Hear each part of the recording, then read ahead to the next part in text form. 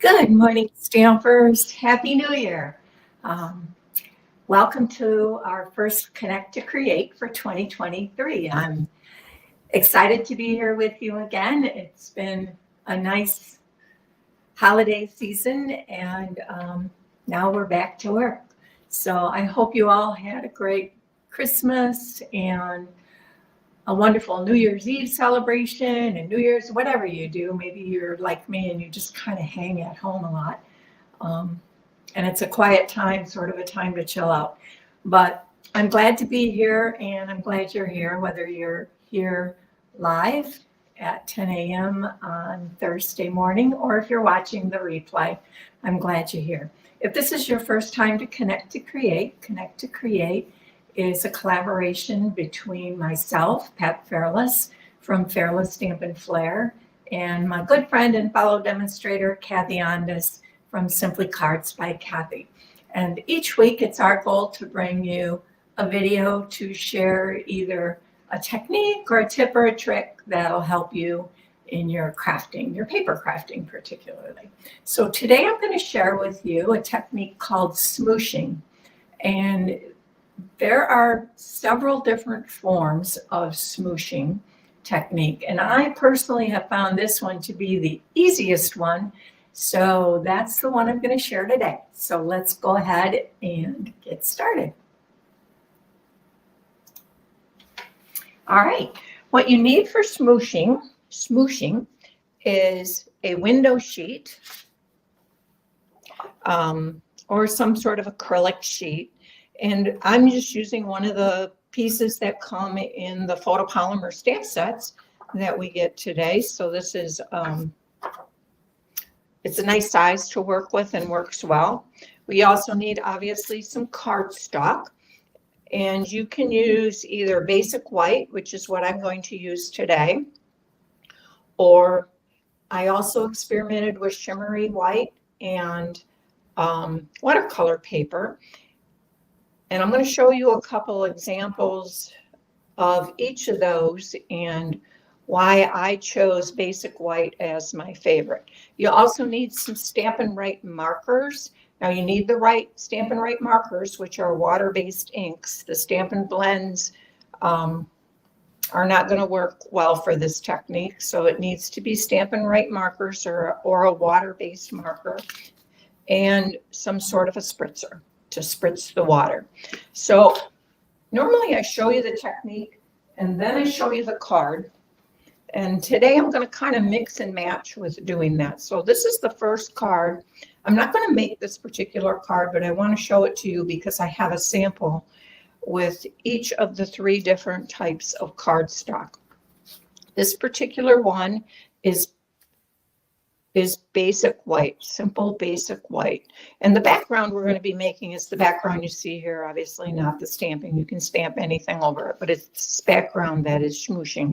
I really liked how this one turned out. Wasn't exactly what I had in mind because I got a little bit of some of this bled up into the sky, but I liked it. It kind of looked like a unique little bit of a cloud, like the wind was blowing by with clouds, right? So this one, I also, before I made this card, or as I was making the card, I guess, I also tried it with shimmery white. And this particular cardstock is shimmery white. You probably can't see the shimmer, but what I want to point out is that it will have more of a tendency to have the ink run. And you can see here where the shaded spruce, this is Granny Apple Green, shaded spruce, and I think the top one is Pool Party. You can see how the shaded spruce ran down, and it looks fine. You can also see where some of the Pool Party ran down. And the reason for that is shimmery white has a less absorbent surface on it. And so oftentimes when I'm working with water, this is the one I choose to go to because the paper just handles it better. But in this case, the more it absorbed into the paper or the quicker it absorbed seemed to work best for this technique. And then this is the other extreme. This is actually watercolor paper which for some reason I thought would work the best, because when you spritz watercolor or spritz water on watercolor paper, it handles water very well. But you can see the ink tends to even stay on the surface longer on watercolor paper. And so I think the paper is like resisting the water to absorption a little bit more. And here you can see I got some really significant ink runs, some splotches. But in other areas where it's kind of just spotty here, it really didn't smoosh. It just kind of stayed where it was. And I also, after I lifted this paper from the window sheet, it was still bubbled up, so it had not absorbed into the paper. So I wanted to show you those, and that's why I'm going to be using basic white today, and that's my number one recommendation for using this technique. Obviously, you could use very vanilla as well. It'll just give you a different color background, but the paper consistency or construction, I should say, is the same. So that's one card I made. The next card, what I want to show you here is this one is made with balmy blue, Cajun craze, and crumb cake. And I experimented a bit. I did this one, and then I did this one. And the difference here is, here you see I have some still white around the edges, but it wasn't consistent because I didn't plan it that way. I planned to trim it all down. But when I saw that, I really liked having some white around the edges. So on this particular one, I did my technique and then I trimmed it down, and you can see it goes pretty much all the way to the edge. So today I'm going to show you how to do this background. That's how I'll show you the smooshing technique. And I've cut a cardstock 2 size, and I'm going to use that. And then I have a little pattern here on my background that helps make me stay in the center. And this is approximately the size. It's a little bit bigger, you can see here. But that way, when I lay this on here, I can see approximately where if I want white around the edges, where I want to stay inside. Now I have to remember, I should mark this because I think I did this a little bit off.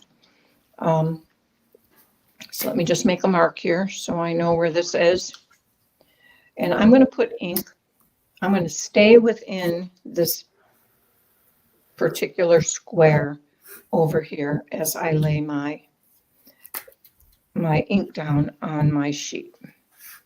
Okay, so I'm going to stay in this square area right here. So I lay my window sheet over that. And you don't have to do this. This was, if you want your whole sheet to be covered, then just lay it down, cover your window sheet, make sure it's larger than whatever your finished cardstock is going to be. And then you can trim it down to be your finished size, and you'll have it all the way to the edge. And sometimes that works well because maybe you like one spot on the sheet more than others. So let's go ahead and start laying down some ink, and I will work from the top down. So I'm just going to scribble with my marker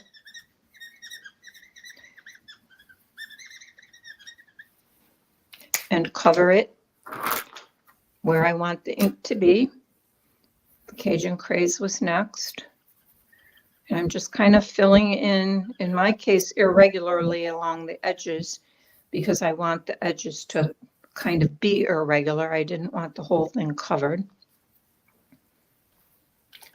And then that was Cajun craze. And then the last one, oops, you have to use the brush end, obviously, to lay down the ink.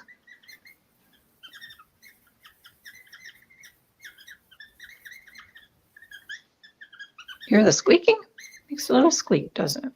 All right, so my ink is laid down, and now I'm going to take my Stampin' Spritzer, and I am going to spritz a little bit of water on this. Now, this is where it may take a little practice. You don't want too much water. You want just enough. If you get too much, your cardstock gets really wet. If you don't get enough, it doesn't run. So I usually hold it about maybe 6 inches away, get it aimed in the right direction, which is sometimes the hardest part.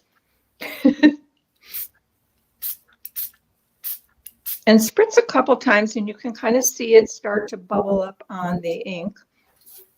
And then you're just going to take your piece of cardstock and lay it down and kind of hold it there for a minute or so. And it will start to curl slightly as it absorbs water. And then pick it up. This piece is 4 by 2.5. You can see I have that, or 2 1/4. I have that written on there. I should have put that side down, but I didn't. And if you have a little bit too much water in one place, you can always take your paper towel. You're going to then set this aside to dry before you stamp on it. But see how that's, looks like I got a big N in that one, doesn't it? It's always interesting. You never know how it's going to turn out. It always turns out different every time. So I'm going to set that aside. We'll let it dry. You can also use your,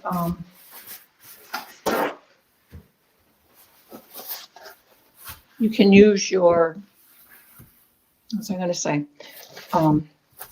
heat tool to speed up the drying process if you want. And if you dry from both sides, it'll help it to curl less.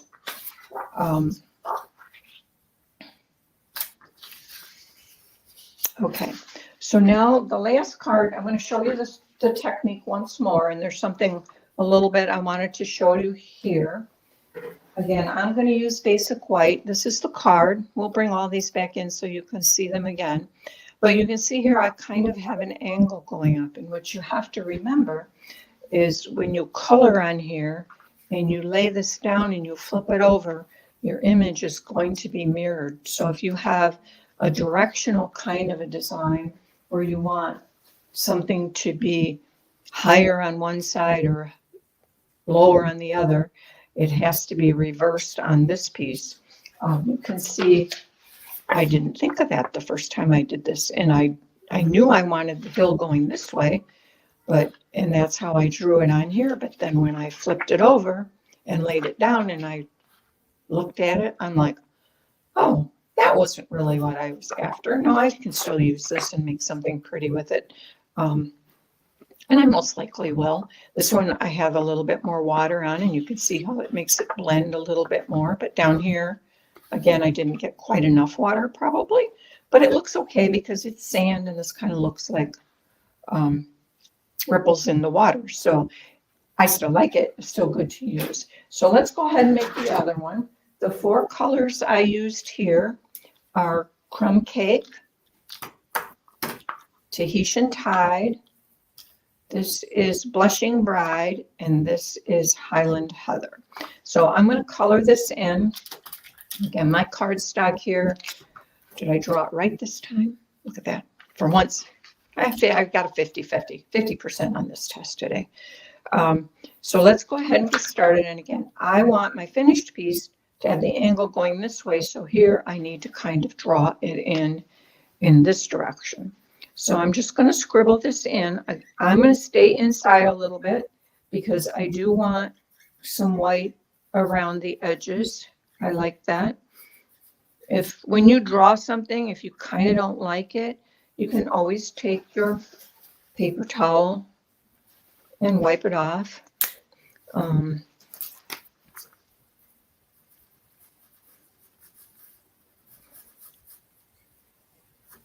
Okay, and then the next color I said was our water, which is Tahitian Tide. So here between the water and the skyline, you pretty much want, that's going to be pretty flat, right? So I started there. And then kind of just scribble and fill in. And again, it is just scribbling. There is nothing, you don't even need to have it 100% covered. You can have some white space. When you spritz it, it's going to smoosh wherever it's going to go. And there's not a lot you can do to control where it's going to go. So let's give ourselves a little bit of pink sky.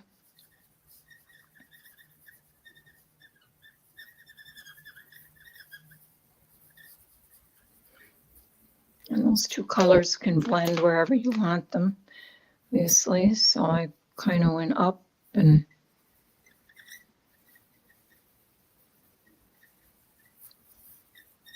I could even mix them and see what happens. You have to be careful if you mix them too much because as the colors blend together, they may get muddy.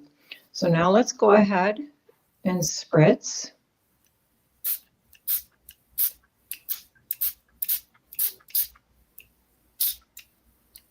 And it looks like it's all pretty much running.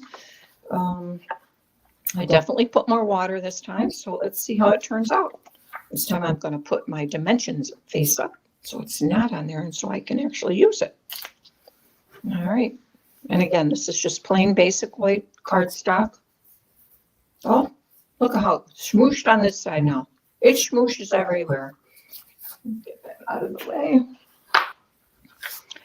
And you can see I had a lot more water on this one, so it looks quite a bit different than this one where I didn't have enough water.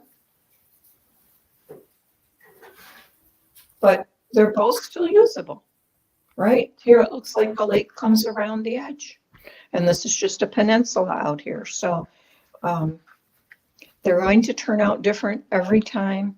And a lot of that has to do with how much ink you put down and how much water. And it's more the water than the ink is what I found. So that is smooshing. I will bring in all three cards. Here's the last card we made. This is made with Seaside Bay, a new stamp set available starting today. Today is the launch of the new mini, spring mini, January, April mini. And also the start of celebration, but this is in the mini catalog. It's called Seaside Bay. And of course, if you know me, I live on the water and I love all things water. So that one went to the top of my list. On the inside, I just stamped some seashells and a little bit of sand. So that's that one. Here's your envelope. Same thing. And then this was the second one we did today. This is a stamp set that is a celebration item called In the Country.